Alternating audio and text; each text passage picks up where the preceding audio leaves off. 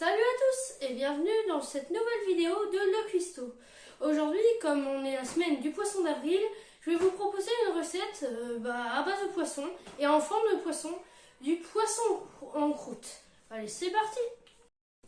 Alors pour commencer, on va faire bouillir de l'eau avec un couvercle. Quand elle bout, on baisse le feu. On va prendre des œufs qu'on va poser délicatement. Moi j'utilise une cuillère à soupe et on va poser délicatement dans la casserole pour faire des œufs durs. Et on les laisse, vraiment là ça va être important la durée, 9-10 minutes. Pas plus de 10 minutes parce que après ça va être trop caoutchoueux. Pas moins de 9 minutes parce qu'après ça va être trop coulant et c'est pas bon pour la recette. Quand c'est fait, on va les prendre encore avec une cuillère et on va les poser délicatement dans une assiette. On laisse les œufs refroidir et puis on va couper des carottes. On va les nettoyer. Puis on les nettoyer grossièrement vu que c'est que la peau. Après on les renettoiera. On coupe les bouts où il y a les herbes. Si le bout, moi j'ai pris des carottes du jardin, si le bout il est un peu pourri, on coupe également. On les épluche à l'économe. Et enfin, on va les couper en rondelles.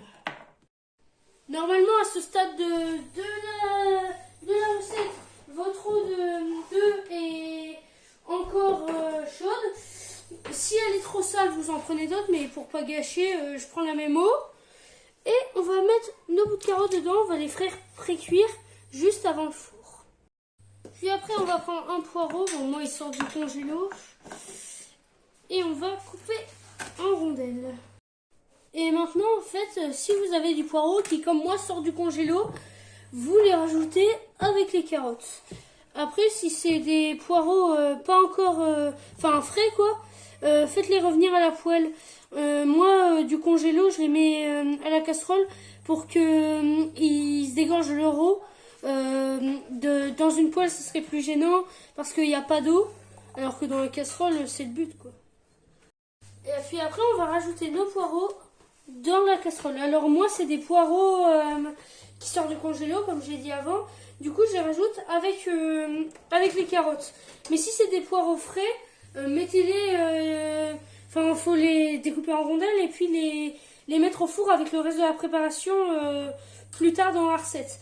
Là, en fait, ils sortent du congélo, c'est pour qu'ils décongèlent déjà, puis qu'ils dégorgent de leur eau. Parce que si c'est au four, ça va tremper la pâte feuilletée, ça va pas être super. Quand ils ont bien refroidi, on va s'occuper des œufs. On va les casser délicatement. Et puis, on va enlever la coquille. Ok, alors quand c'est fait, moi j'utilise un appareil spécial. C'est un truc pour faire des rondelles de dur. Si vous n'avez pas utilisé un couteau, mais ça c'est vraiment vachement pratique, je vous recommande. Donc vous placez l'œuf, et puis vous pressez et vous faites des rondelles. Alors encore une fois, il faut y aller vraiment délicatement. Avec un couteau, ça sera moins précis, mais peut-être... il y aura peut-être moins de chances de faire n'importe quoi, mais ce serait moins précis, c'est sûr. Puis après, vous avez des rondelles comme ça. Quand notre mélange carotte-poireau est bien cuit, on va venir les goûter. Bon, quand tout est fait, on va prendre, moi je prends du cabillaud, mais vous prenez vraiment n'importe quel poisson, que on va poser sur une pâte feuilletée, dans ce sens-là, dans le sens de la largeur de la pâte feuilletée. Là, ça va être, moi je vais donner à la pâte feuilletée une forme de poisson. Là, ça va être la tête et là, ça va être la queue. Mettez pas le poisson trop proche du bord de la queue, ok?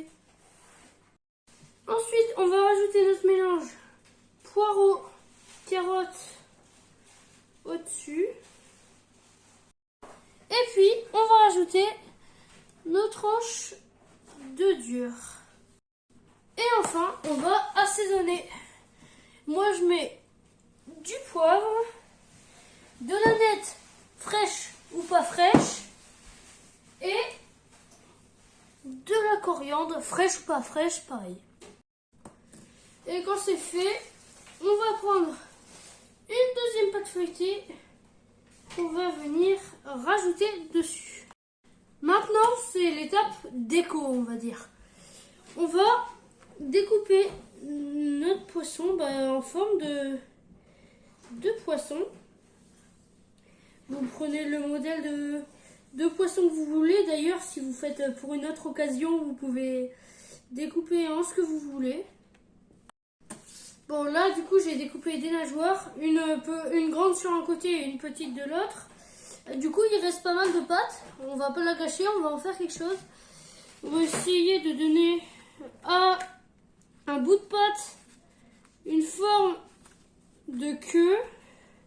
Bon, vous vous débrouillez comme vous voulez. Je sais que c'est pas facile, mais bon. Et puis ensuite, on va prendre un jaune d'œuf qu'on va battre et étaler sur notre poisson. Et quand il est bien doré, notre poisson, on va le mettre au four, préchauffé à 180 degrés pendant environ 30-35 minutes.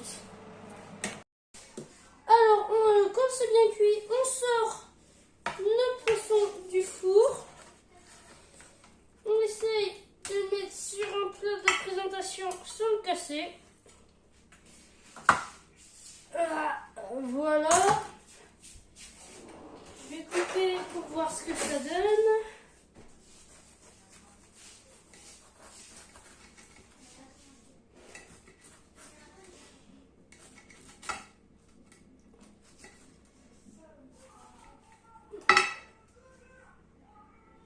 Et voilà. Bon et ben voilà, c'est la fin de ma vidéo sur comment faire du poisson en croûte. Vous pouvez le faire ce que vous voulez vraiment. Hein. Moi d'ailleurs j'ai oublié de mettre du citron dedans, je vous conseille de le faire.